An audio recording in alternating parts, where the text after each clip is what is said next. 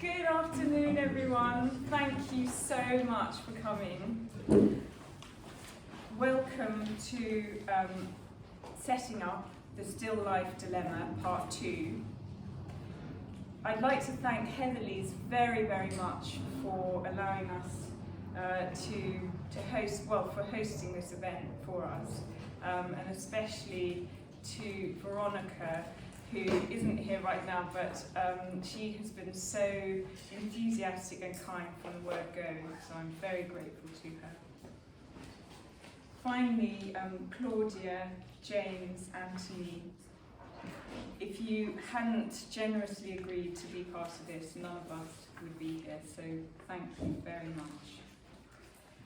So what are we here to talk about? Well, for those of you who were here last week, thank you so much for coming back, and I'm afraid some of this that I'm about to talk about will be a little bit familiar, but we're here again to talk about the phenomenon of the setup in still life painting and how distinctively different artists approach setting up, both practically and emotionally. It's a unique genre, still life, in the sense that it requires the artist to create both the motif and also the painting itself. So you've got things happening in 3 dimensions, things happening in 2 dimensions, and you as the artist are in charge of all of it. So some artists, they almost begin their painting way before they actually pick up a brush. They're making all sorts of, to them, challenging decisions about what it is they're going to paint. So there's this very conscious, deliberate act of setting up, whereas for other artists, it's really only once the painting has begun physically with the paint that all the really meaty stuff happens. And for some artists, it's a kind of combination of both. So this setup, this arrangement, can take on a kind of life of its own. The setup itself can alter. Maybe you have something perishable that's going to wilt or rot, and equally the painting itself can the formal requirements of the painting can necessitate alterations in the setup. So they're affecting each other. There's a kind of conversation there, and the artist it's really a symbiotic relationship.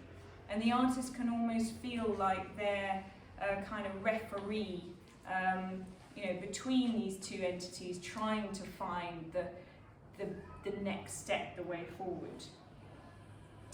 So for some, it's this very deliberate act of setting up, which can feel quite theatrical. Maybe that artist is really embracing that sort of artificiality. Whereas for others, it's a very different sort of setting up. It's maybe setting up isn't even the right word. Perhaps it's more about creating some kind of environment in which they feel like they can find their subject, if you like. Perhaps it's more akin to landscape painting, where they're able to almost come across their subject in quite a hands-off way. So I would say most artists are trying to avoid being very contrived, but they have different ways of doing that. So it is, for me, it's a fascinating subject. It's a really big subject, and there are so many different approaches, and that's why we wanted this symposium with different voices, different artists, to talk together. If you wouldn't mind saving your questions till the end, after all 3 artists have spoken, that would be wonderful. So, I'd like to begin, finally, that's over, we can really hear what the artists have to say. I'd like to begin by introducing our first artist, our first panellist, Claudia Carr. So, Claudia Carr was born in 1965.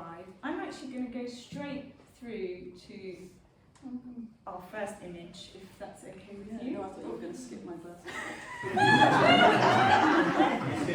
James is the only one who hasn't put his birthday on. Well, yes. So Claudia Carr was born in...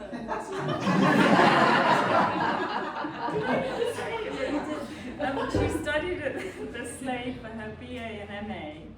She has had solo shows with Broughton Derby, Jessica Carlisle, Whitfield Fine Art. She teaches at the Royal College of Art, the Royal Drawing School, and here at Heatherley's. Her work was included in the Thames and Hudson book, Natural Mort, Contemporary Artists Reinvigorate the Still Life Tradition by Michael Petrie. So Claudia, it's such an absolute pleasure to be able to ask all three of you questions. So my first question is, could you tell us about how you begin your paintings, and especially what you see as the major stumbling blocks for you when considering beginning a still life painting? Okay, well, I think what I'm going to do a lot of is toggling back and forth through images, because I haven't managed to sync the questions to the images. So I'm just hoping if I keep going back and forth, the pictures will answer the questions a bit for me. So these are 4 stages of the same painting. There wasn't room to put the final stage in, but I thought I'd put that in by way of explaining what the stumbling blocks might be. In that I never really start off with a very clear. The painting very rarely ends up as it started. The setup doesn't end up as it started out. So it reads from top left. This is pre-digital photos that I was taking as I went along. They're not professional photos, so they're not actually as yellow as this. The painting isn't, the final painting isn't as yellow as this. So it goes that 1, 2, 3, 4, I think. So, things like the tree came and went a lot, and I was trying to think how I start the painting, and the kind of answers I had for it before kind of fell apart when I looked at these images, and I thought actually it's, because I was thinking that I start with a formal idea usually, a particular thing I want to do with a certain colour relationship or structure of the painting, and I thought actually the structure of the painting, the composition, the dynamics of the rectangle actually seem to happen as it goes along. So, it was very important in this one, this diagonal. When I found the diagonal in this one, that was very important, and that was something that happened, by several months down the line, not at the beginning. And then at the beginning, I think that object, the rock object, is what originally attracted me, and I kind of built a world around that. And I wasn't probably sure consciously why I was attracted to it. And then I realised that the making of the painting is almost a way of finding out what the original unconscious attraction for an object was. So through making the painting, basically I can't sort of stop the painting or be happy with the painting until it resonates for me. And I think it's when it finally chimes with some kind of internal image that I had, which I wasn't aware of. Does that make sense? So that kind of, the cave, I suppose it was the cave in that little rock that, and a lot of my paintings have been called Shelter 1, Shelter 2, Shelter 16, or whatever. I think there's a lot of the paintings are about a particular kind of space, and sort of cavities and pockets of space. And I think the reason I got rid of the rock, which is why I started the painting, was because it was pushing forwards too much into the picture plane, and it wasn't. So when I got rid of it, I think when I look back, I'd probably have kept the painting at that stage, because that has the kind of space that I was most interested in. But these were all objects that have just knocking around in the studio, so that was a box for a tube of paint, and that obviously, you know, when my studio was in quite an industrial area, and so those are the kind of buildings that I was part of my everyday landscape. So that's why I might have chosen that. And for a while I was using little plastic animals to try and make the landscape quality more evident. And I've stopped that now, hoping that the landscape quality comes without that artifice of the creatures. So there was an animal. Yeah, and in the final painting, this tree went. So it's kind of similar to that, but without the tree. Stumbling blocks. So I think, one of the stumbling blocks is the practicality. Like, how am I going to find a space in the room close enough to the kind of light that I want, the window light that I want, that is going to be sit there for several months without blowing away. You know, a lot of these things are very, very fragile. You know, in a hot summer, you can't have the window open because the garlic skin will blow away, and you can't sneeze, you can't, you know, so there is sort of annoying practical things. And so the stumbling block could be about anticipating the trouble of the. I don't know what you meant by stumbling block, really, but just the. Yeah, what did you mean by stumbling? Well, I suppose the thing is, Claudia and I have talked a lot, so I keep, you know, we've sort of compared notes quite a bit. And I feel for me, I'm always very sort of staging. I like the word theatrical, whereas you, I believe, would sort of reject that. How would you, for your own work, I mean. And so I suppose I was interested in, you know, your paintings generally have this kind of, they do have this feeling that they have created themselves, and I am interested to know how you achieve that when so many, I mean, I don't even know if you call yourself a still life artist, but so many artists dealing in this sort of genre are kind of, they are trying not to be contrived, and I suppose I'm stumbling block. I was just interested in the journey, because I mean, looking at this, to me it's mind blowing, the alterations that have taken place. It's quite a big painting as well. It's about 2 meters by 1.5 meters. And the fact that the tree came out and then back in again, I find that fascinating. But it is so interesting what you say about how you begin with something and then that has to leave and something else becomes, I don't know if you could say the subject, but I find that fascinating, that the thing that started it off, it's like a domino effect, and nothing else could have happened without it. Yeah, that's a good way of putting it. There's a domino effect. I mean, like just painting itself, you know, you put a red there and then that completely changes the blue in that corner. And it's the same with the setup. I noticed there's a line down there which was, at one stage I cut the painting in half and I thought it would work better on its own, and then I changed my mind about that. So that's like it on the back.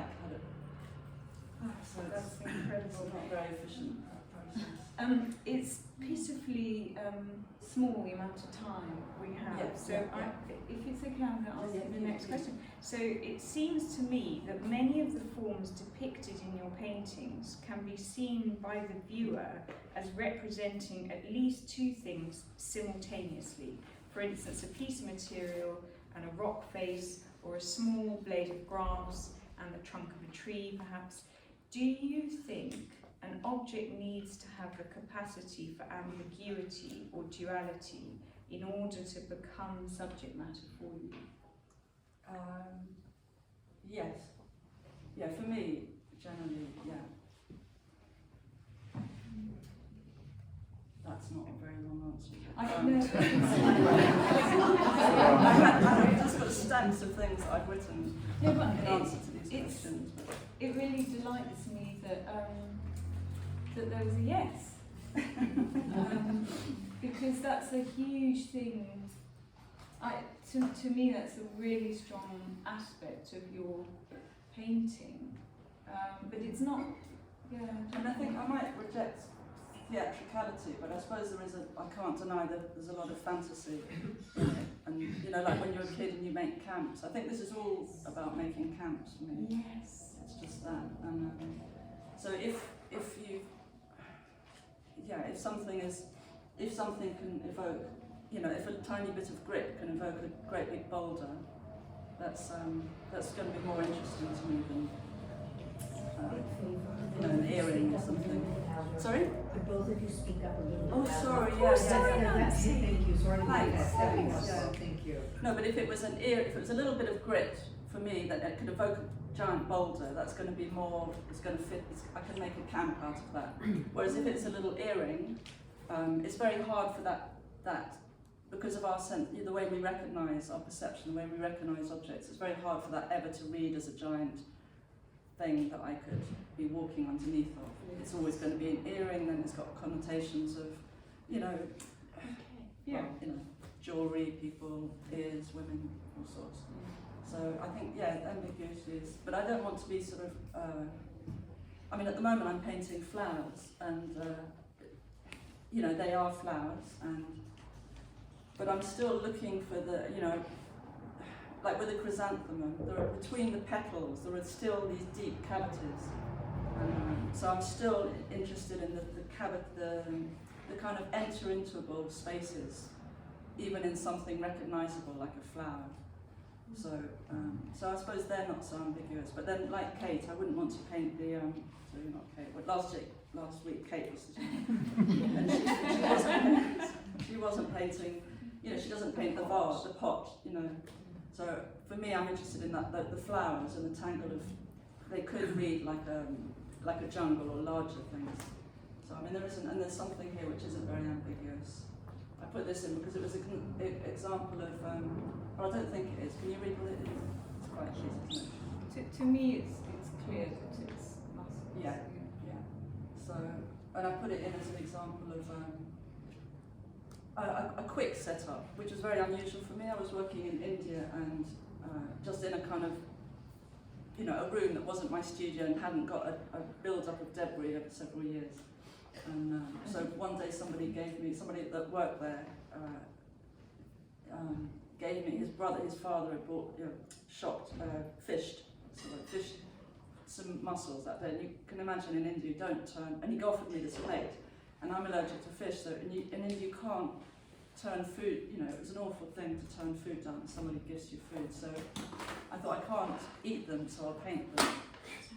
And so I just plonked them down, and I knew, and also the smell of the fish, the rotting fish in a hot room was going to not work for me, so I knew I had to work really quickly.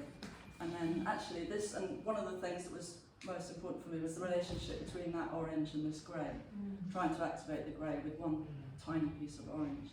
And very soon, you know, I came back the next morning, there was just this beautiful, it's okay.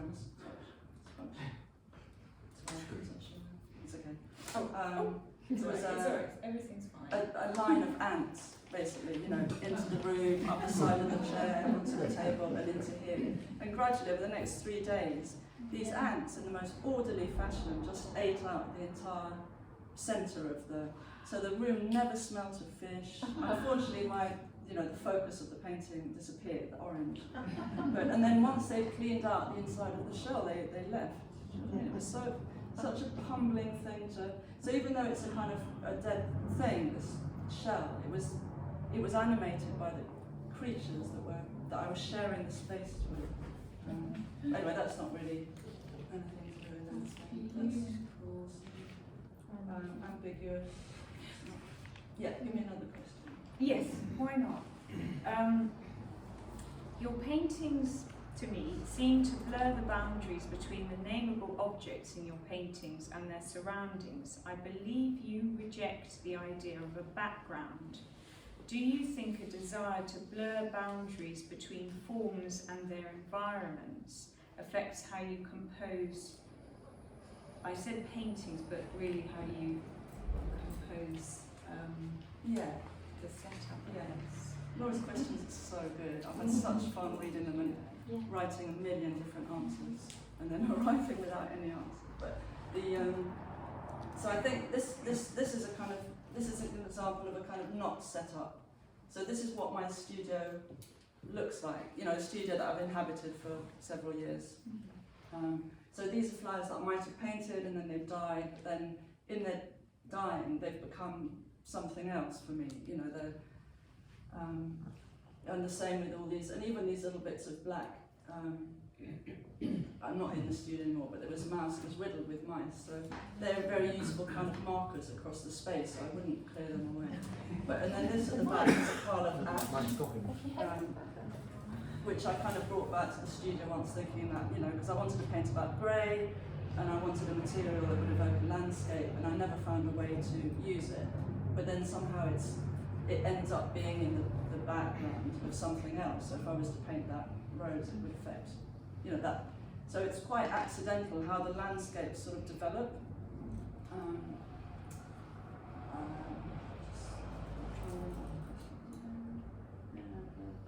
Yeah, I suppose that's an example of the figure in the ground. You know, the space is probably everything to me. You know, I might have a formal idea about the colour, particular thing I want to do with colour, but really space is the main motivator for the paintings. So you can't forget about the background if space is what it's about. This is an example of a setup that, you know, the whole thing was yellow, and I had an idea in my head about a particular thing I wanted to do with yellow and grey. The whole setup was yellow, and I wanted the grey to be activated by the yellow into a blue state. But I worked on it, and painting never worked, it never worked. And so I had to, and I realised it was because yellow, you never have a yellow ground, so it was never convincing as a landscape to me. Because even if you're in desert, the yellow isn't a bright yellow like that. So it just always looked too contrived. So then I had to paint the whole setup white. This isn't the angle I was painting it from, this was kind of months after I'd finished painting it. So then I had to paint the whole setup white and put everything back on it. And so that was just another kind of example of things shifting and changing a lot as the painting goes along, and the setup responding to the demands of the painting. And that must have been very difficult to put everything back. Yeah, of course, the things went back in new positions, and so everything had to be changed. And then in the end, this the dried inside of tangerine, you know, the bit in the middle, is ended up being the yellow that I needed. So, you know, from the right angle, you don't see any of this yellow, and that rock was covering that yellow. So it was all about the grey of the whole painting, and this, the yellow of this, is what did the colour idea, which is what I had at the beginning.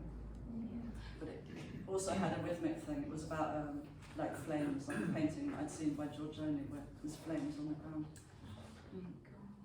But yeah, time. Where are we at? Yeah, so we're doing great time-wise, except that I wish that we could spend forever.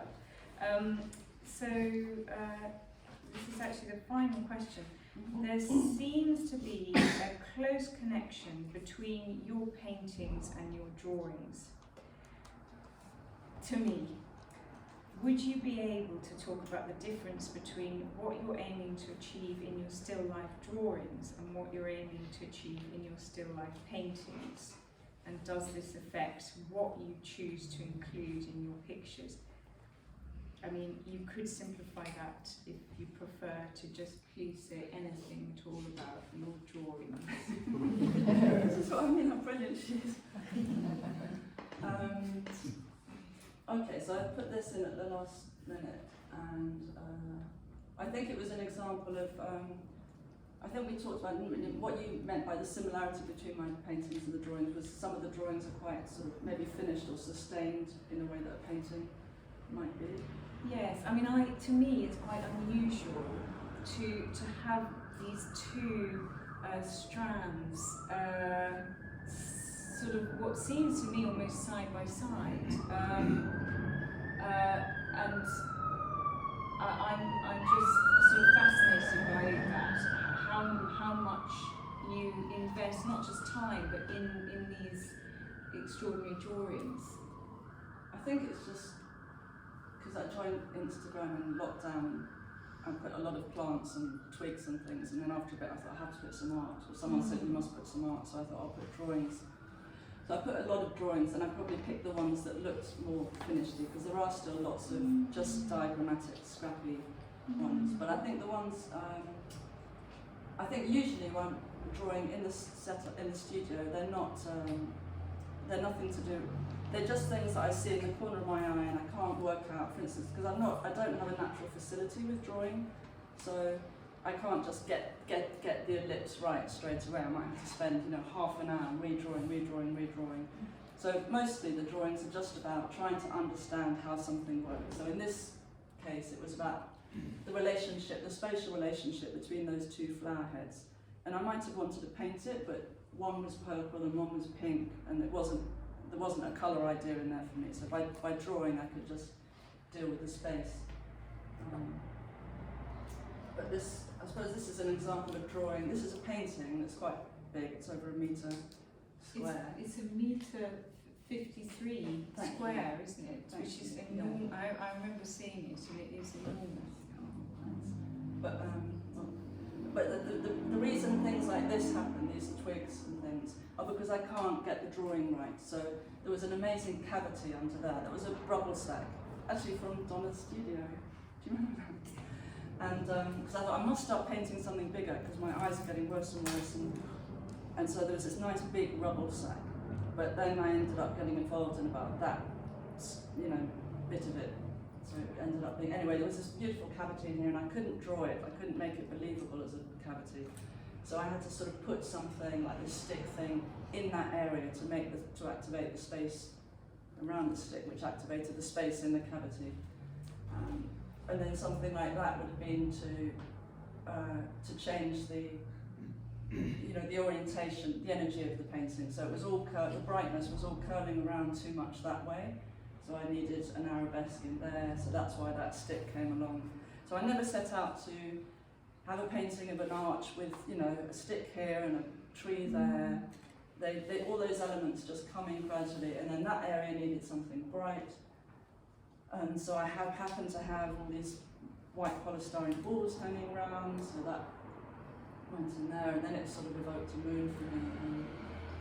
And so that's sort of about, I suppose, all the problems that, the image here arose out of a set of drawing problems. So that's sort of something about drawing. That's wonderful. And I suppose that's about, are we out of time? Probably yes. Well, Yeah. no, we're definitely not out. Kind of hitting against Okay. Could you? Okay, so this is the final painting is that one thing, and this is, how big is that? The same. Oh, what is it? Oh, it's the same. It's enormous. 153 by 153 centimeters. Yeah. So it started off. So those are 4 stages from the beginning to the end, and then these are details from sort of that corner. So I think originally there was a colour idea about orange and blue, and then as the painting carried on, and the blue, the object that provided the blue was this Evian bottle. The more Evian bottle-y it became, the less interesting it was for me. This was probably the first landscape still life I did. So that's why it's still got more literal, unambiguous objects in it. So then I got rid of the blue bottle. I thought I still need a vertical in that bottom left corner. So then I put a clear bottle. But then the space, that was wrong for the space. Actually, I can't remember all the reasons why things came and went. And there was a little cowboy, a plastic figure in between the rocks there, which I think is still there, but it's quite, you don't see it so much. And it felt too laboured having a figure here, that too tricksy or narrative. So that went.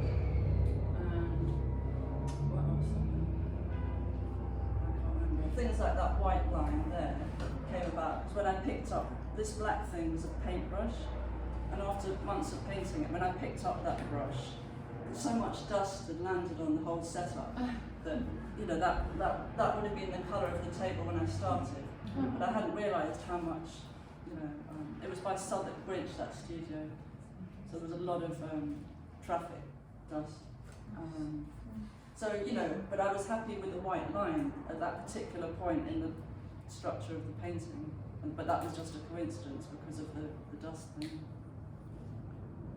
there anything else you want to say? Well, the main thing is what's going on with that. You've got a very black outline around what I guess is the Evian bottle, trying it out somewhere else, so it looks much more.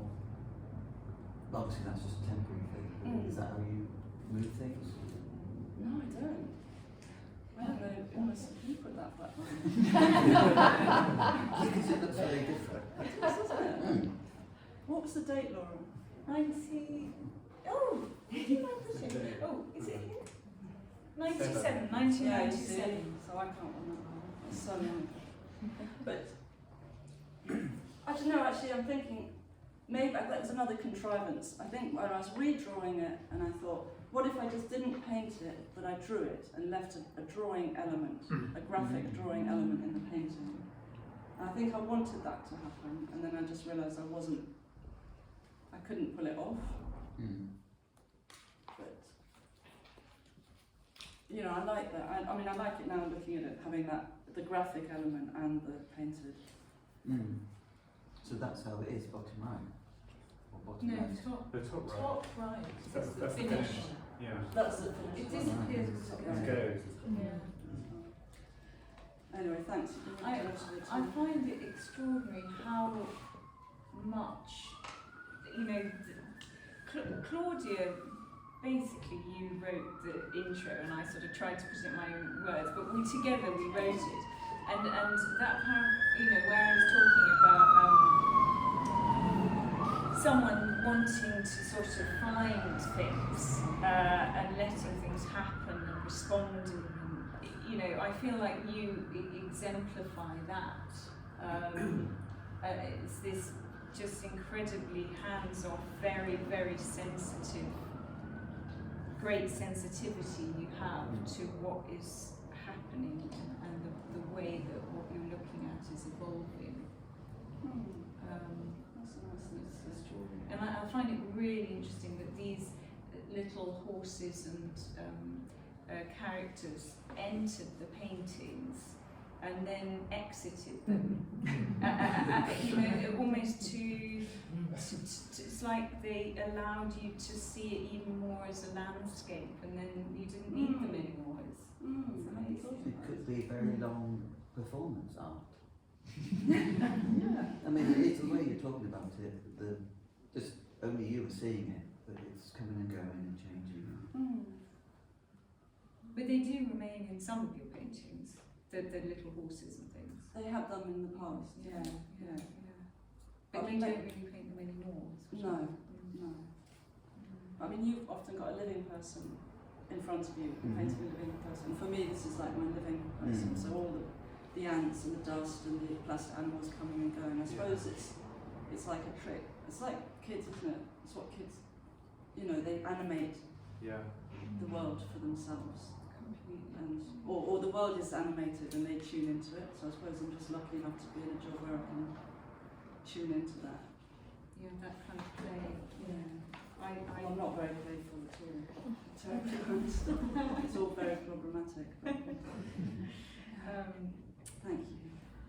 I know you said don't ask, but yes, please, if you don't mind. No, Go on, one then. What's maybe I'm the only one, but like from when you start to you end, approximately how long? And that's some time ago since you did it. It could be months or, you know, up to a year, or I might come back to something. Yeah, very, very rarely less than a month or two. Except for the ants one. Except for the ants one. Yeah. Claudia, thank you so much. Can I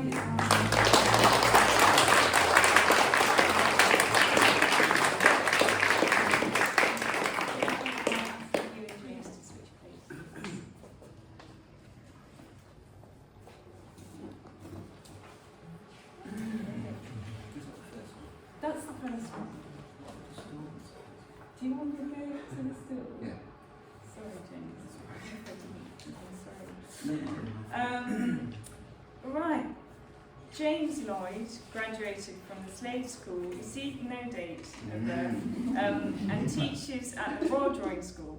He has won numerous awards, including the BP Portrait Award in 1997 and the Ondaatje Prize in 2006. James has undertaken many private and public commissions, including for various universities and public institutions, including the Royal Collection and the National Portrait Gallery. His sitters include Sir Paul Smith, Dame Maggie Smith, and Her Majesty the Queen. He is represented by Browse and Derby in London and Hübner in Frankfurt, and has regularly had solo exhibitions at both locations. Okay, the first question is, could you talk about some of the ways that you go about choosing and arranging still life objects? Yes.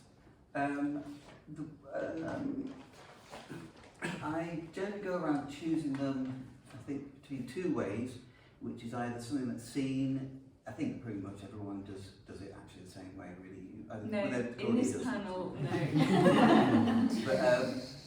But something that I see around, like this is obviously something that I've seen in the studio. It's my stool, my painter's stool. It's called Painter's Stool. So I've seen it, and I've obviously just thought, that looks good. And that's pretty much it. So then the other one would be I would either see something around or think about something that I see somewhere else to see, at home, or just think about an idea and then I'll bring it into the studio. But this is obviously a sort of scene idea, but it's one I haven't taken on seriously. It's quite a big picture, so it's not just a casual thing about something else. I did do a small version of it, but then I took it on as quite a large, serious picture. I think most of my still lifes are usually one object, and I think really I probably am looking at them more as a portrait. I think I'm treating them as a portrait of something, and probably this one I imagine really is a self-portrait, in the sense that it's me, my things, my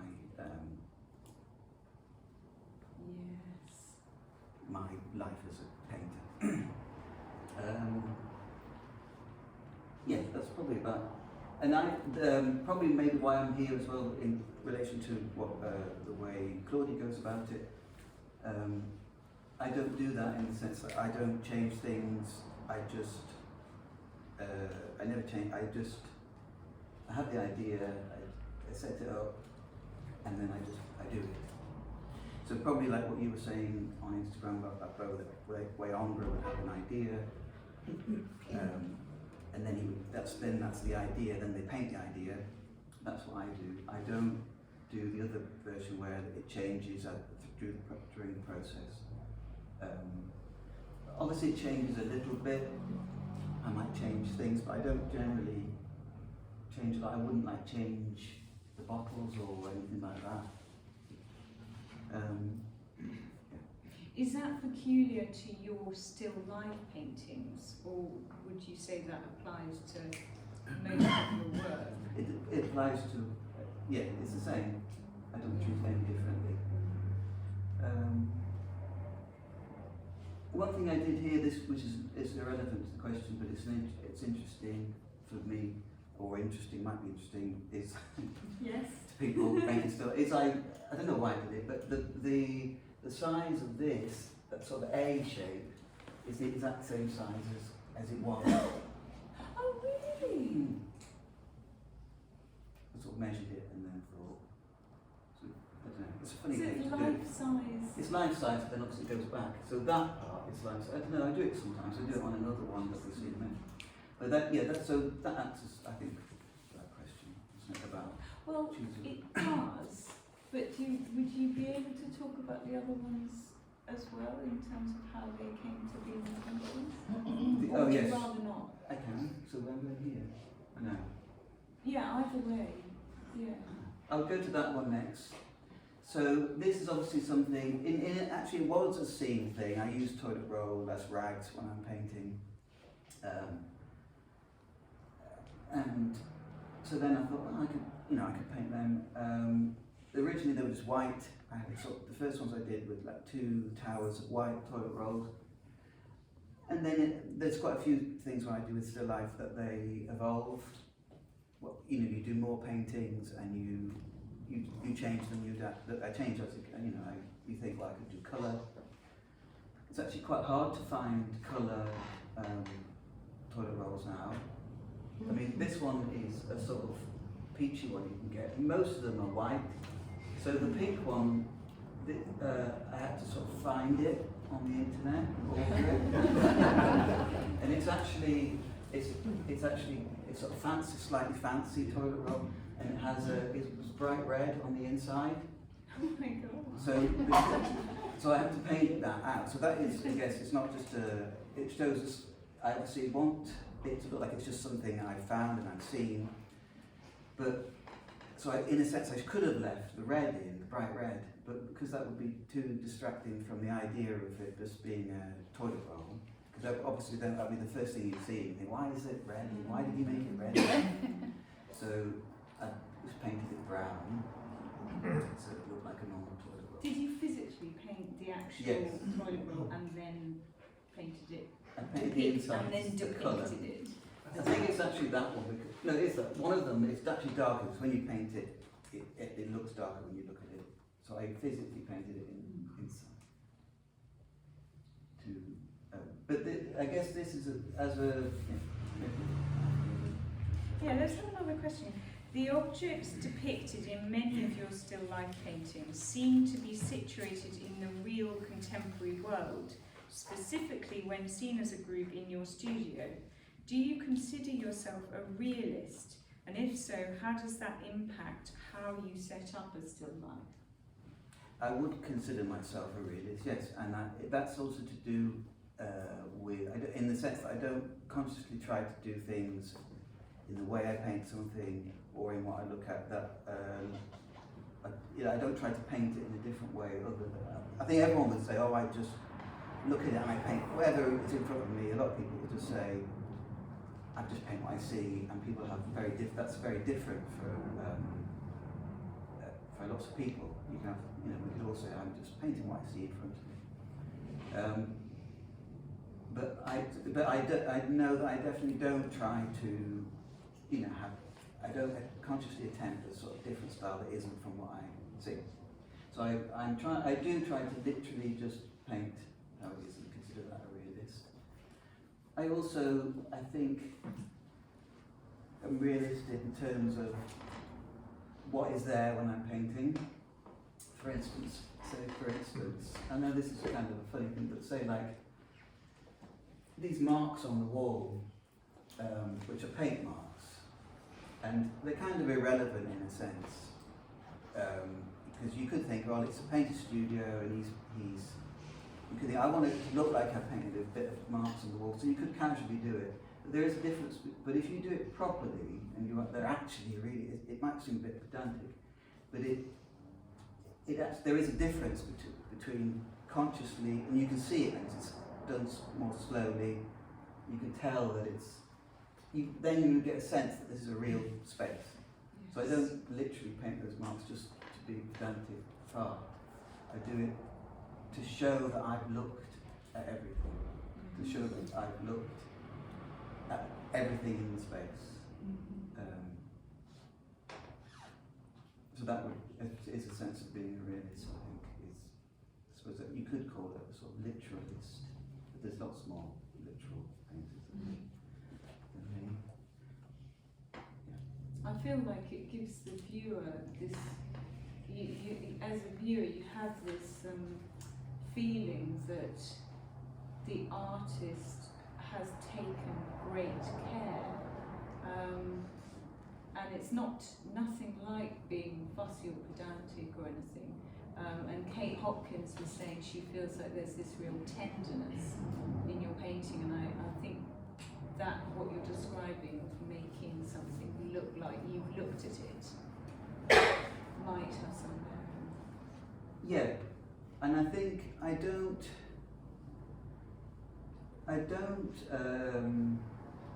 really think about things like composition very strongly, or this thing about like changing and arranging the composition of the rectangle. I put all the effort really down into how I painted, and it's more about, and I painted them quite quickly. Which I guess is different to you, Claudia. I'll try to paint them within a few days. So then it's more about trying to get a sense of the essence of the object. So that's why I think it's a bit more like portraiture. And I want the sort of soul or something of the things to be alive and to feel through me painting it that they are alive, or they have a presence. Yes.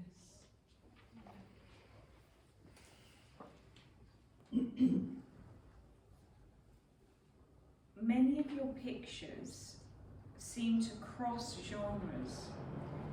Do you find yourself purposefully subverting the genre of still life? So this is a very large, I don't know if it feels large now. 64 by 54. Yeah, so it's like 5 foot, so it's big. Yeah, it's big. And so this, at some point I was going to have a still life show, I wanted to have a still life show. But you had to do a lot of pictures for the gallery to do that. So I started to think about, I obviously didn't want to just do lots of small pictures, because it would take me a lot. So I needed to do, and ambitiously I wanted to do large paintings. Yeah. So I counted this as a still life. It's a sort of a large. I had this large domed mirror, but obviously it's a self-portrait. It literally is a self-portrait, and it's an interior, but it is actually an object. There was an object there, and because I had the idea that it was going to be in the show of still lifes.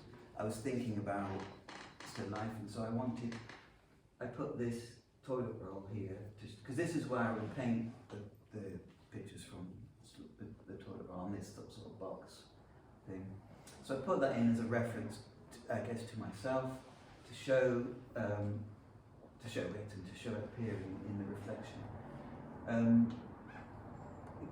So it felt like I was subverting still life by turning it into self-portrait or an object. This again I did actually by placing, because I needed to make this massive circle, and I thought, how can I? So I just placed a big dome on it and drew around it, so then it was literally, I knew it was the same size, and then I just had to get on and paint it. So it's not cheating, is it? It's just a practical way to get something done, and then it's the size. It's exactly that you've got your circle. One thing I liked here that was interesting, I thought it was interesting,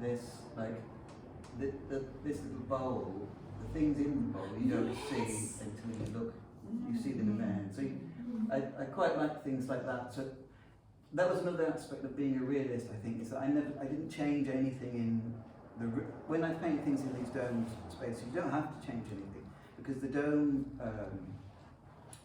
makes enough strange things happen.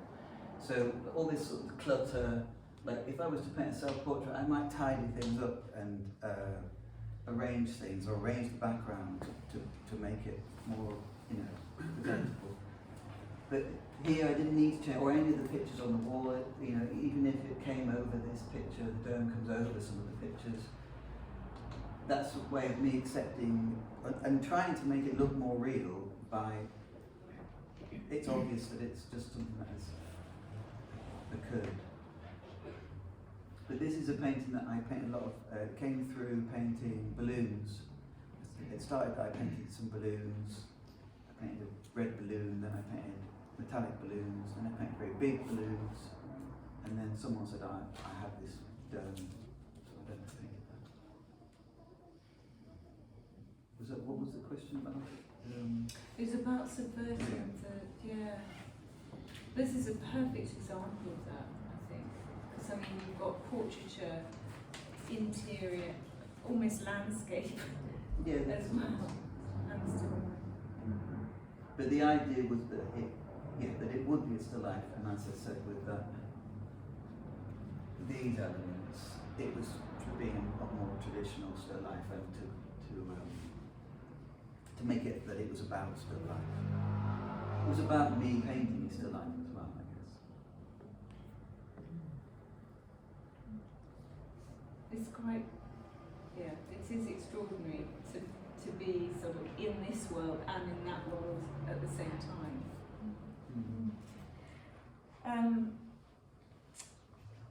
Could you talk about humour and political commentary in your work and how they might affect object choices? Well, this isn't necessarily, I suppose it could be seen, it's not that humorous, but it could be seen as sort of political, or sort of, obviously has a sort of environmental aspect, that it's about, fruit and the way things are packaged nowadays. But that actually isn't really the main thing I was interested in. That was sort of the excuse to make the painting. And really what I liked about it was that by doing that, it made it very obviously a painting that was painted now. Which is again about being realistic. And also it looked like a very, it could be pro-packaging because it's sort of, I'm trying to show sort of the beauty in it, and or I'm showing it, I make a real effort to really paint this net and the plastic thing. But because it was placed within this net and within this modern packaging that could only exist now, I think it allowed me to paint the nectarines or I had to actually paint them as beautiful as I could manage. I could try to you sort of ought to, if you're painting something with such sort of lush colours, you need to try to really do it well, which I did. An interesting thing I think I might say about this picture, in terms of for people trying to paint, what people want to paint still lives, is when I was doing that, and I was trying to paint the nectar. I was painting, struggling away, painting this, because it's very difficult. Because you're trying to see two things at once, like the net and through the net, the shadow and the actual. Anyway, so I was doing all that, and I was, as I said, trying to make it very like a very traditional still life as well, like a Dutch still life. And then the second day I was doing it, I thought it's actually, it's really well done, but it was starting to feel dead, and it was or stiff, and so I thought, oh no, that's a shame. So, but then the sun came out more on the wall up there, and so this sort of glow appeared, and I thought, I knew that wouldn't last very long, but I thought, because it was already wet, so I thought I'll try and paint that. So I painted this glow and this sort of blue shimmer from the sky, I guess, reflected in there, and also these other things coming out, the reflective lights. And so I think this is a good lesson for me, or for anyone, the idea that if you concentrate so hard on the object, you forget about the outside of the object, the edges, the light it reflects, the light bouncing around, the light in the shadow, can bring the picture and the whole object to life just as much as trying to realise spending so long realising the object itself, as opposed to, and it's the same, it's the same with that there's a lot of even more, because I paint toilet rolls a lot of my nectarines. I know that it's a lot about the reflective light and all these glowing lights and the light through here, and that pink going on to this yellow, the yellow on the wall. That's nice. But I know that they are the things that bring it, because obviously toilet rolls aren't as interesting as nectarines, so you need all these lights to bring them alive. That's magical about the sunshine above the nectarines. I mean, at one point, because I've obviously made the PowerPoint, and I thought, oh, there's light, sunlight coming, so I moved the computer around, and I thought it's still there. Honestly, it's so illusionistic. I thought it was real sunlight bouncing down. It's just, yeah, so beautiful. We have to move on. Okay. James, thank you so much. Thank you.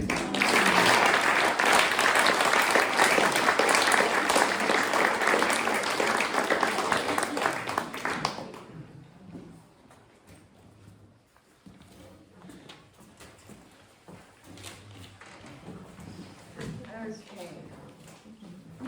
Do you mind to go to that? It's better than just having your name. Yeah. Okay. Antony Williams was born in 1964 and studied at Farnham College and Portsmouth University. Antony has had a number of solo exhibitions in London, Madrid and Barcelona since 1997. He has also won a number of awards, including the Ondaatje Award in 1995, the BP Portrait Award 3rd Prize in 2017, and the Lynn Painter Staines Prize in 2012.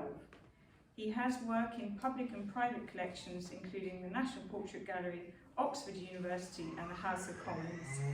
His portrait commissions include Her Royal Highness the Queen, the Right Honourable Margaret Beckett MP and Amartya Kumar Sen. Antony, first question. Could you tell us about how some of the objects depicted in your paintings come to be there? Yes. Brilliant. I'm just looking at this, it's quite shocking to see It's a about bit size. too large, I know. It's actually really, the size is really small. It's a small painting, so it's quite shocking to see that size. I'm sorry, I was okay. trying to think if I was right at the back No, of the no, book. it's fine. I mean, it obviously, anyway. Yeah, so this is really, it's there are a number of objects in this painting. So it includes a bird's nest, which was given to me by my picture framer, the guy who frames my paintings. And he gave that to me a few years ago, so I just, just as something I might use potentially, because he frames my still lifes and my portraits and everything I do really. So he felt it had potential. So I would put it aside in the studio for future reference maybe. So at some point I decided I had this skeleton as well of a pigeon, I think, that had died in my studio. I think it died in the chimney and come down and sort of got trashed. And it arrived. Yeah, so it had been there for a few years probably when I moved in. So I felt that obviously I felt that it kind of complemented the structure or the texture of the bird's nest, and also it kind of represents mortality and death. But it was a sort of a beautiful object in itself, and then it's sort of combined with this sort of Banksia seed head, which is an Australian seed head, which was given to me by a friend of mine. She brought it back from Australia. So that's what I tend to do. I tend to try out. So they're just sort of sitting around the studio, and suddenly I kind of, for months or even years sometimes, and I suddenly think how they might be combined in a still life. And like James, I'm a realist, so I work purely from observation. So I don't tend to change things once I've decided that I'm going to paint them, and they're very literal. But obviously I've got to compose the picture, so the composition is very important, how they relate to each other and how they sort of work off each other as objects. And I would have put these in a little box actually originally, so they would have been in a cardboard box, the whole setup, and with a lid, and then I would have had a light, so it would have probably been partly artificially lit as well. So I sort of created this sort of environment for that still life really. And the box, is that sort of practicality? Well, it's so I can keep the setup really, Yes. basically. Otherwise, if they're just on a table or something, they can easily be moved or disrupted. So I can seal it up if I'm not using it. So if I'm, because I tend to work on a few things at the same time, so I might not work on it for a few months and then come back to it. So it needs to be maintained in its original state. Yeah, exactly. So because I work in tempera, which is very slow. So once I set it up, I tend to just work through and not alter things really. So I stick with the original composition more or less. So I don't tend not to change things. So I stick. Although I do sometimes, but it is not working for some reason.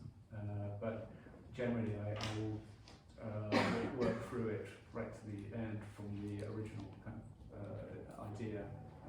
So the original idea of the composition has to work before you can start.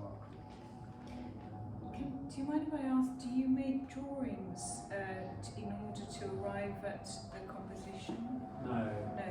I tend to. I would do if I was not with still life. I tend to when I'm doing a portrait or always with portraiture. I will do a drawing, an initial drawing. But that's usually because I don't have a lot of time sometimes. You only have so much access to a sitter sometimes, so a drawing can be really important as reference. But here I've got much more time and I've got more control. But I tend to work. I will roughly when I start. I usually do an underpainting. I have a very limited palette, so I tend to work it out quite loosely. So I can do things around in the initial stages. So I can shift objects.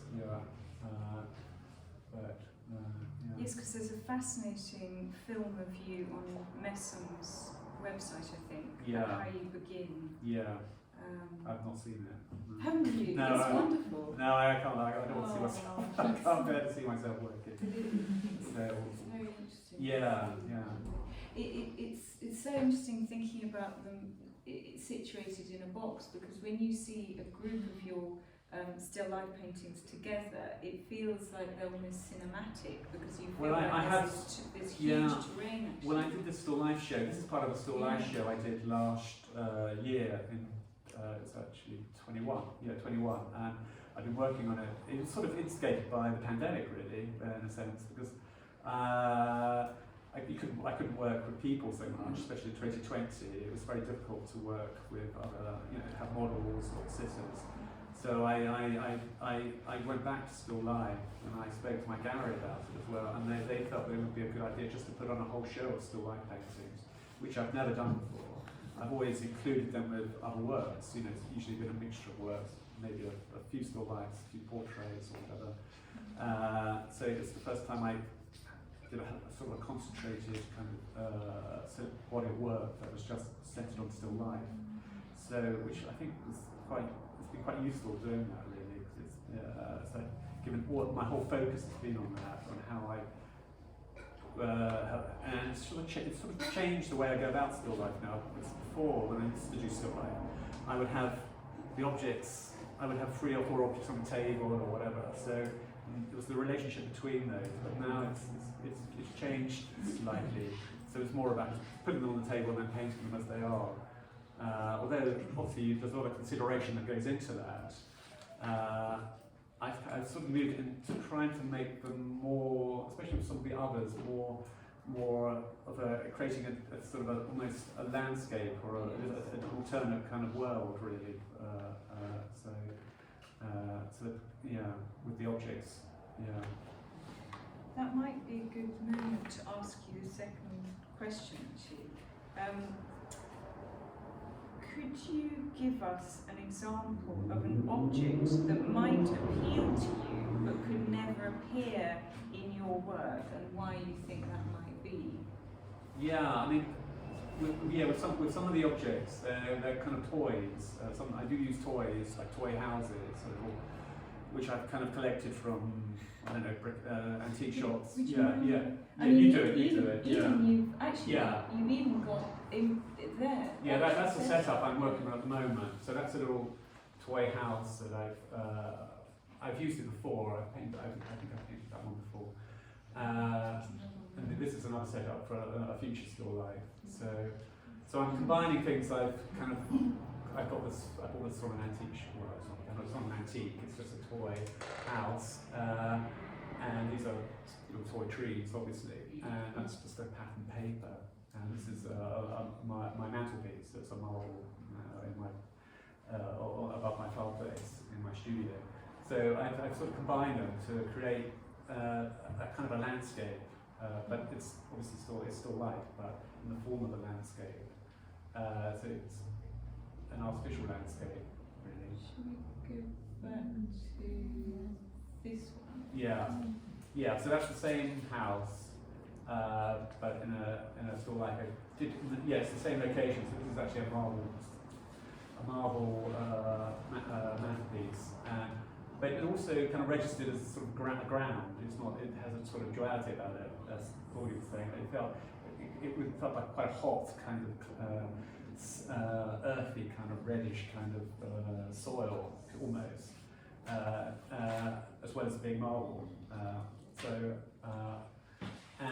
the house is situated in this landscape with these kind of, with these seed heads and pods, and obviously the scale is, it looks, in some ways it looks convincing because it's, it could be there, but it wouldn't, the house is tiny. It's not really. It's undermined by what's around it really. So it could never exist in reality. And then I've used this sort of patterned paper behind it again, just to create some kind of a reality really, a landscape that could exist but would never exist. Yeah. Because I emailed you these questions, and one of the things I don't know if you mind me sharing, but you said about. I haven't actually answered the question about the. Yeah. Sorry. No, it's okay. Yeah. So although I do include these little toys, and I'm always worried about them becoming too kind of whimsical, or being too much as they are, So I quite like the idea. I've always quite liked the idea of painting a little car or something, or a dinky toy or something. But somehow I've never done that. I just felt that it would still be too much of itself. You can't really do it. It just maintains that kind of its intrinsic, toyness. Yes. So because I'm not really interested in painting toys as such. It's really how they work with the other objects, really. So they have to work in conjunction with the other objects and say something else, maybe, above, beyond what they are, really, hopefully. So they're slightly, hopefully they're transformed in some way. Absolutely. In some of your work, it seems that, this is what you've just been saying, in some of your work, it seems that a scale or environment is suggested but then contradicted as the viewer looks more closely. How do you go about achieving this kind of duality? I think it's really through the sort of combination of different, proportionally they don't really work in that, they could never work in that environment, so it kind of undermines the environment that I kind of created by using it. So again, these are so much, like in reality, that house could never exist with this, with these objects around it. So although it could superficially look convincing, could be a reality, but it's not really.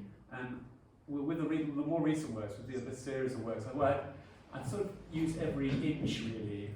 I've no kind of sort of empty space. There's no negative space really. It's all, it's everything is filled. So I tried to kind of ramp up the kind of intensity of it by having so much information, almost too much, which is quite different to what I've done before. You know,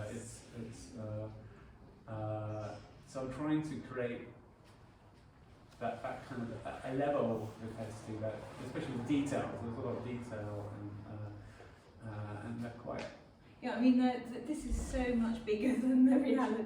Yeah, the paintings are really small. Yeah. But I have been thinking about doing some really large ones now. I mean, but using the smaller, but taking them to sort of much larger proportions, really. But the objects are even smaller than, they're not life size, are they? No, the objects, no, they're tiny. They're tiny. Yeah. So. I mean, just to even attempt. I mean, like Claudia, with the tiny little thing that becomes 1.5 meters by 1.5 meters. Yeah. I mean, how you have scrutinised. It must. I don't know. I find it extraordinary. The intensity of looking. Well, in some ways I'd like to be able to simplify everything a bit more. I mean, I like the way Claudia said it. Sort of, everything is, there's a sort of beautiful simplification with everything, and it's but I'm still sort of stuck in sort of literal detail, and I haven't quite got. I'm hoping it will develop in some way, but at the moment I sort of need all the detail to create the intensity for myself. I wish I could sort of edit some of it out. Maybe I will. Keep the detail. the richness and the colour richness. And also, it's actually still like it's allowed me to develop colour more, and I think it's still like it gives you more opportunities to take chances, to experiment a bit more. Whereas with portraiture, sometimes I don't know, you're kind of sometimes you can experiment, but sometimes if you're working on a commission, there are sort of you can't always take the sort of liberties that you might be able to take. I don't know. They look more abstract in a sense. So Yeah. They're overall, they have the horizon line, but even the horizon is quite flat on. So something like this, you could almost imagine without the house. You have done something like that, haven't you? Where it's just a Yes, there's overall. So again, this is more. I've moved away from the house, but this is like again some patterns in a box. All again in a box, and this is this must be a blue kind of. I don't know what that was. It might have been a catalogue. I like to keep catalogues, so usually the back cover of a catalogue is just one colour, and so I'd probably cut up a catalogue, and probably somebody else's catalogue. I would cut my own. It's just I don't have a limited space. But sometimes the back leaves, they're really wonderful colours, like a vivid green or a blue or whatever they've taken, the printers have been when they've designed it. So that's probably what, and then I place all these sort of the leaves and the twigs and on that. So they could be in sort of immersed in water, or they're in all kind of strange. I don't know. So again, it's a composed environment, and again, a bit. There is a landscape thing going on with that could be a tree going up there, and then you've got the pattern at the back, which kind of undermines that slightly. But yeah, I mean it's. But again, it's about that kind of the intensity of the detail, but also I suppose it's allowed me to be a bit more abstract. I have been with portraiture, so which doesn't really allow you to do that so easily. So it can push you in different directions. I think still right. It opens up new kind of ways of looking. I think. There's so much paradox, and you used the word strange. I do find a lot of your work. Strange in the best possible way, with something. Well, so the objects and the objects they have a strength. I do. It's not that I'm looking for these objects that are slightly odd, but they can represent something else potentially. So they're not just representing themselves, hopefully, and the way they're combined together. So sort of something I don't know, something that's not quite at ease with itself, or it's like I don't know. something slightly unnerving, maybe, potentially. You know, I mean, I remember seeing one, which was sort of dead stuff like this, but with one green leaf that looked like it had just fallen. I don't know if you can picture that one, but there was almost something magical about it. Was that just lots of bark? And Yes, yes. I think it was actually a feather. Oh, was it a feather? It was a parakeet's feather. Right. Yeah, Yes, the yes. parakeet's feather. So yeah, that was that's. Although it's, in a way, again, it was composed in the same way as these, but that was more like discovering a bit of ground, which again I'm quite interested in doing, just painting a section of ground that I might have discovered on a walk or something, and recreating that in the studio, and bringing it back, sometimes all the debris, and then recomposing it, and then just adding that other element, which represents the bird or the feather. I feel bad that I mistook that, but it was just I was No, it could be a leaf. It Could be a leaf. See Yeah. images. It could be a leaf. Yeah. So, last question, which you've literally just probably answered. Some of the objects that feature in your work sit on the floor or ground. Would you be able to talk about the space around the objects themselves and how you think that affects the paintings? I mean, you've answered that already, but it is so interesting, this ground in your work. Well, it is. It's how it's just a way of linking all the objects somehow, so that it's they become. I think it changes the nature of each object. And, with some of the more recent ones, I'm covering some of the objects with this ground. Some of the ground matter is sort of submerging some of them, obscuring them partially. I think it's in the photograph. The photograph. So I'm doing more. So I'm trying to obscure, and even more so than that, maybe going forward.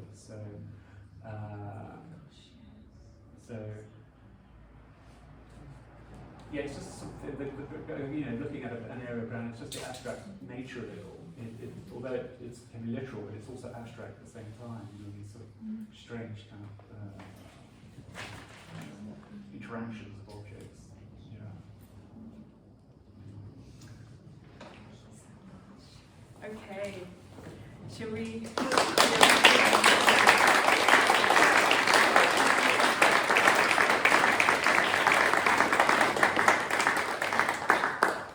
Questions? Anyone with a question? Please. Could you explain how many Excuse layers? me, sir. How many? Can I just ask? Are you asking all three Yes, panelists? all three. I think it's more difficult with the tempera because I don't know about that. But how many layers of paint would you put on, or do you scrape it all back in order to get the effect that you want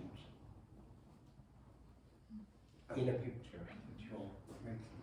I'll answer. Mine's quite quick, so I can answer first, which is I'm painting within, it's usually two, because I will paint one go, and then I try to paint the picture in one go, so then I will paint, I usually do an initial painting, and then I'll paint over that in one, like I said in Nectarines, I'll do that. So there won't be many layers, it's wet and wet for me, but then the bigger one will take longer, but Yeah, sure. Well, I start with like because it's extempore, it's quite slow, and to dry, the paint dries almost instantly when you apply it. Yes. So, and I build it up in quite a few layers. So I start with an underpainting, and then if you've got I didn't process. no, anyway. So I start with an underpainting, which is in a very limited palette, and then I do a drawing. I do a drawing of.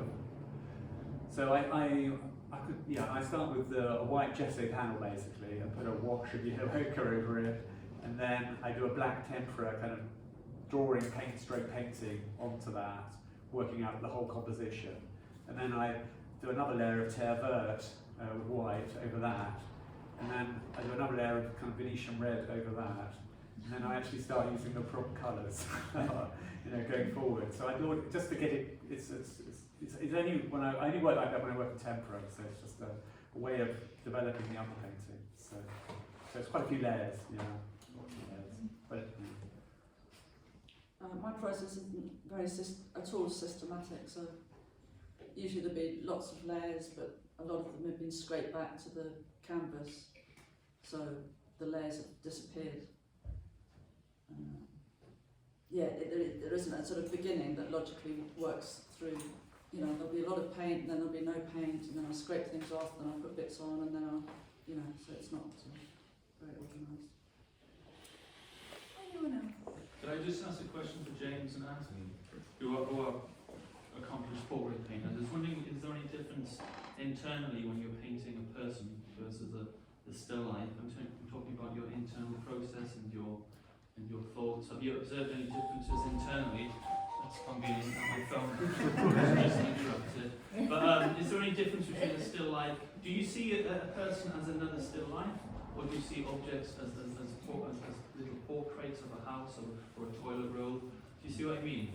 Is there any difference between the two internally? I'm not talking about the motivation necessarily, but well, another way of putting it, if you had to remove one of those from your practice, if you couldn't paint any of the still lives and you only had to concentrate on portraits, or vice versa, what would be missing from your satisfaction as a painter? It's quite big, lots of things there, but answer it however you want. Up to you, James. Well, I tend to think of it. I said that the still lifes I do tend to think of as portraits. I came to still life later. I was always painting people. Only later on did I start to think about painting objects. So I would always want to paint people, and I think, as I said, that I paint them as if they are still lives, as if they are a person. So I guess I'd kind of treat them. I think I treat them the same. Right. It depends how still your model is, doesn't it? Yes, I concur with that. I treat them the same. It's the same process, so the whole process is the same. So it's just the fact that it's a different subject matter. But are your feelings not different? Do you feel the same way about a toilet roll as you do a person? No. I'm sure you couldn't, Depends on the person. No, obviously not. There's however objectively you're painting a person, it's obvious, and even if they don't have an expression or anything going on, and you paint them totally straight, there's an inner life to the person that comes across and is projected on by the viewer, and there is with a still life, but obviously it's much more evident in the person because they are alive. Yeah, I feel when there's a different state of being as well when you're painting as still life. I feel that you're more in control. I feel much more in control with a person. I feel that anything can happen, and you're sort of dealing with it's a different kind of, the whole feeling of it is so different. Yeah. Carl, it was such a good question. Am I allowed to ask Claudia to respond, or would you rather not? You have done. I just wondered, do you have any kind of response to that? Just the idea of a person versus an object. You don't have Such to a long say time ago, because I've only painted people in the context of art school, and I think there's less control, and I think I quite like that less control. I don't really like the amount of control you have with still life, having to be responsible for, well, like you said in the intro, about making the motif itself, whereas with a person you don't have to make the person this I sort of think kid we or like something. the control. We like the control. You like still control. life, We don't do, yeah. Well, you could come and make my setups from that. Wouldn't dare. collaborating. Rian. Claudia, could you expand on what you said about sticks, arabesques, and activating the space? Because it seems to me a little bit like you're drawing with the sticks on your still life. Yes. The sticks often help me to, activate the space. Like there's an empty space in front of me right now, which is quite hard to see. If I put my hand in it, then it's easy to perceive that space, I think, isn't it? So that's what the sticks do. But then they also have a directional function in terms of the formal organisation of the painting. So everything's sort of doing several jobs usually.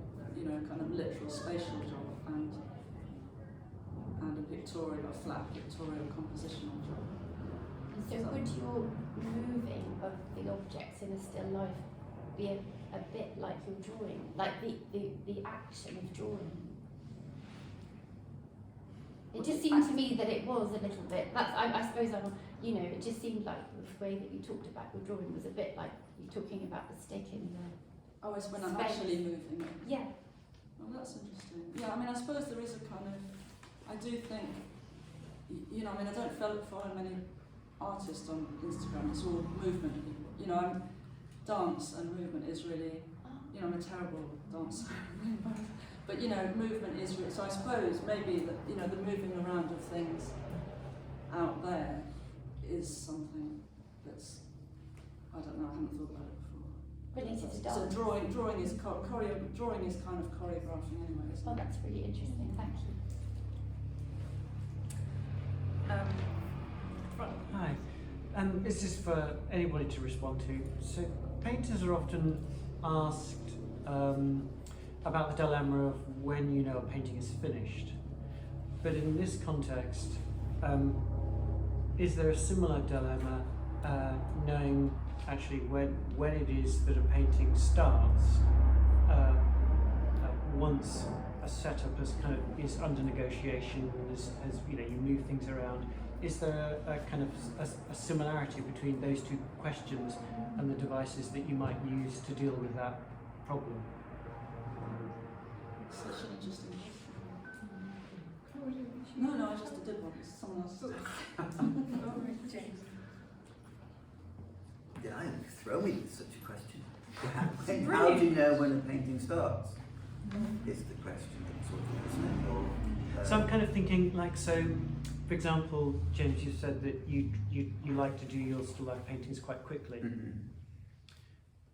You also seem to suggest that the setup is actually formed quite quickly as well. Mm-hmm. And so there's a kind of parallel in your work there between at what point do you know when to start? Well, actually quite quickly, and how do you know when it's finished? Actually quite quickly. I'm just wondering whether is there a connection between when do you know a painting is finished and how do you know when to start? I think for me, yeah, although I'm in danger of trying to make myself look like just a sort of painting monkey who doesn't think much about it, because I do think about it, but yeah, I will. I have a lot of time. I have a lot of thinking, revere decisiveness. So in painting, so I want to be decisive.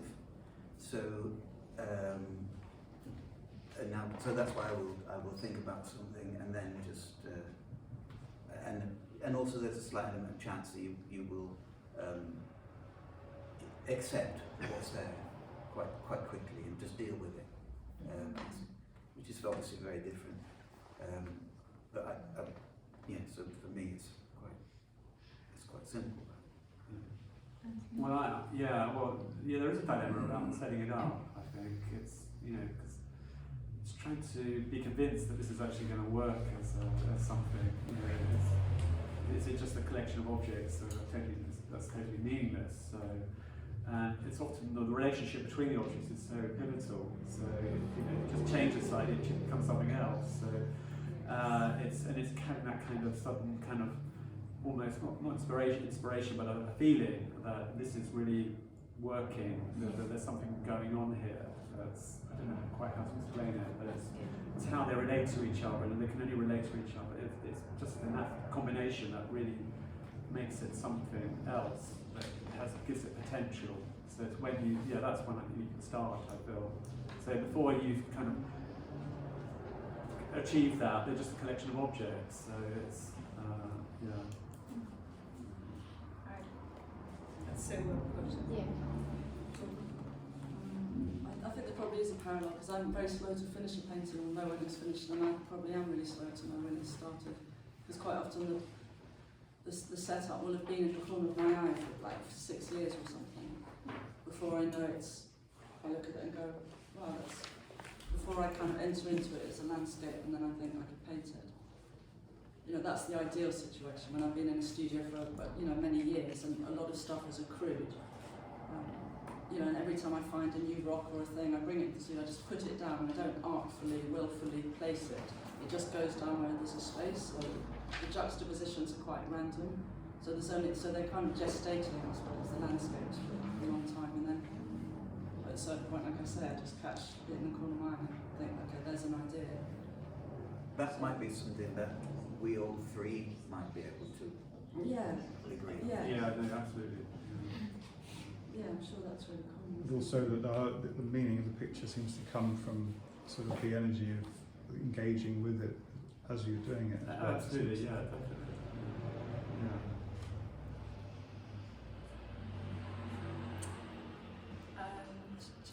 Georgina? Yes, I have a quick question for Antony. Oh, yes. As I pronounce it right? Oh, yes, yeah. Antony, yes. Yeah. It was the last painting or picture or painting of yours. In fact, all your paintings. I might not be familiar, but the word tempora, is that mixed with eggs? Well, tempera, yeah. Tempura? Tempera. Tempura, oh, Yeah, it's not sorry. bad. It's Tempura, sorry. yeah, it's fine. When Yeah. I've had it, I've always had it tempura. Yeah, so it's just egg yolk and pigment, basically. Pigment, is that paint? Well, it's the same pigment as in oil paint, so it's the same. So the oil. Only to it. No. So the pigment is just the colour that is the same. It's just sort of an artist quality pigment, and Like powder? it's like a powder. Yeah, it's a powder. And I buy it from an art shop in London. So I buy these packets of pigment. Yeah, no. So then I mix. I used to paint the packets themselves years ago because there were some of these nice white paper packets, and I used to use those at still lifes, and they were really. Once I got rid of the pigment, so they were empty of pigment. But so that's the raw ingredient. So you could mix that with oil, linseed oil or whatever, and then you make oil paint. But instead of the oil, I'm using the egg yolk as the binder, so which is then diluted with water as when I paint. And what happens with the white of the yolk? Well, that just goes down the sink, unfortunately. You'd have to make it look right. Yeah. Every single day. Or very, very weak omelets, you know. Yeah. I was going to say wine focus. Yeah. Okay, should we have one more question? Very quick one. Thank you. Can I ask about light? It's a question to any of you really, but you're taking a lot of time and trouble with these setups, but the light must move round and you're painting shadows that move. How do you get around that problem? Just as a choice, obviously at some point you just say that's where they are, so that's partly a non-realistic. I say I'm realistic, but obviously at some point you have to say it's there. That's you just have to choose. So would you try and go paint at the same time with DHD? No, at the start, and then when I start in the morning, and then it's as I'm painting the shadow.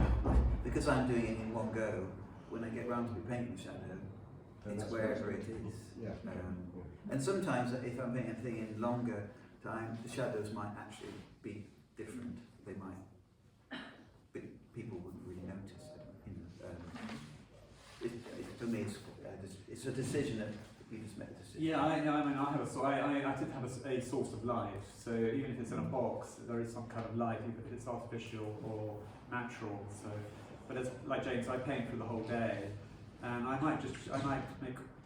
So sometimes the actual lighting might be just coming right towards the end, really. So of the painting. So even if it's something done over a few months, or a month or a few weeks, the lighting can be altered, and also with the possibility of an accidental kind of chance happening, as James's next reads, it can make a difference to the finished painting. but it is important, I think.